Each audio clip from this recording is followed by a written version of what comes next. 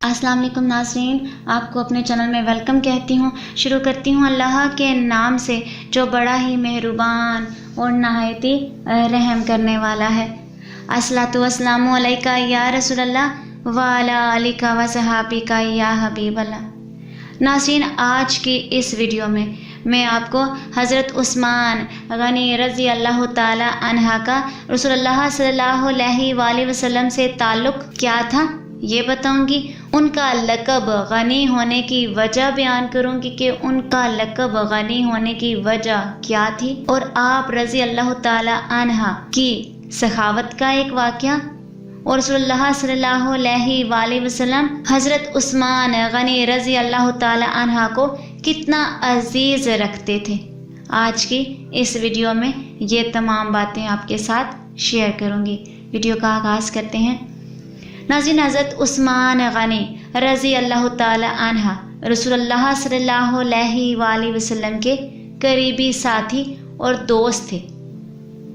حضرت عثمان غنی رضی اللہ تعالی عنہ کی نانی رسول اللہ صلی اللہ علیہ وآلہ وسلم کی پھپھی تھیں۔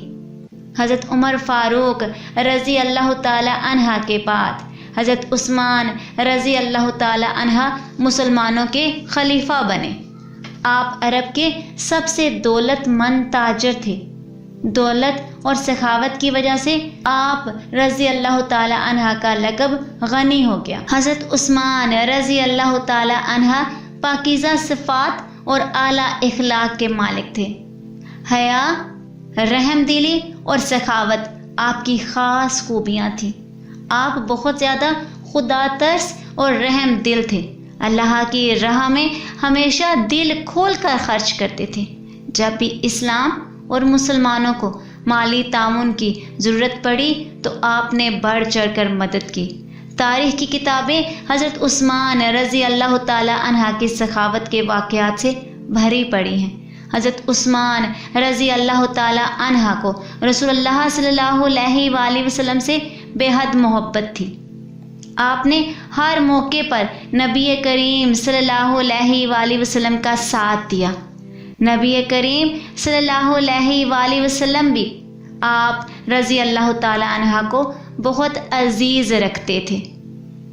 رسول اللہ صلی اللہ علیہ وآلہ وسلم نے اپنی بیٹی حضرت رقیہ رضی اللہ تعالی عنہ کی شادی حضرت عثمان رضی اللہ تعالی عنہ سے کی۔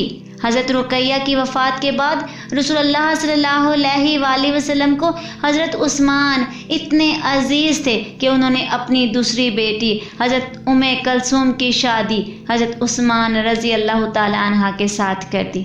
اس لیے حضرت عثمان غنی رضی اللہ تعالی عنہ کو دو نوروں والا بھی کہتے ہیں۔ مسلمان جب ہجرت کر کے مدینے آئے تو انہیں پینے کے پانی کے حصول میں سخت مشکل پیش آئی۔ سارے شہر میں میٹھے پانی کا صرف ایک ہی کنواں تھا، اور اس کا مالک ایک یہودی تھا جو بڑا ہی لالچی اور سنگ دل تھا۔ وہ کنویں کا پانی فروخت کرتا تھا۔ ان دنوں مسلمانوں کی مالی حالت کمزور تھی۔ مسلمانوں کی اس تکلیف کو دیکھ کر نبی کریم صلی اللہ علیہ وآلہ وسلم نے ایک دن مسجد میں یہ اعلان فرمایا کہ جو شخص اس یہودی سے کنواں خرید کر وقف کرے گا میں اسے جنت کی بشارت دے دیتا ہوں۔ ہر مسلمان اس شہادت کو حاصل کرنے کے لیے بے تاب تھا، لیکن اللہ نے یہ شہادت حضرت عثمان رضی اللہ تعالی عنہ کی قسمت میں لکھی تھی۔ یہودی اس کنویں کو بیچنے کے لیے تیار نہ تھا۔ حضرت عثمان رضی اللہ تعالی عنہ اس کنویں کو خریدنے کے لیے تلے بیٹھے تھے۔ یہودی اس شرط پر کنواں بیچنے کے لیے تیار ہوا کہ ایک دن کنویں پر میرا حق ہوگا اور دوسرے دن مسلمانوں کا۔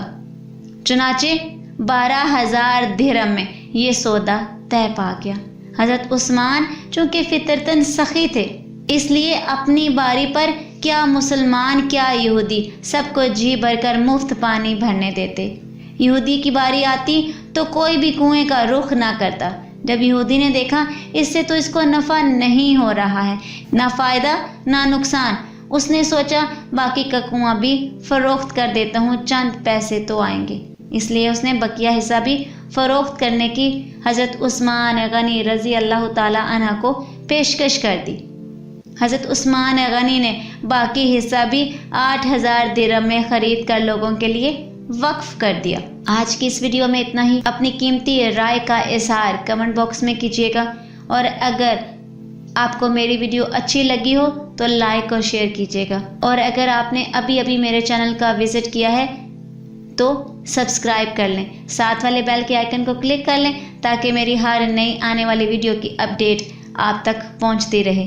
دعاؤں میں یاد رکھیے گا۔ ملتے ہیں اگلی ویڈیو میں، تب تک کے لیے اللہ حافظ۔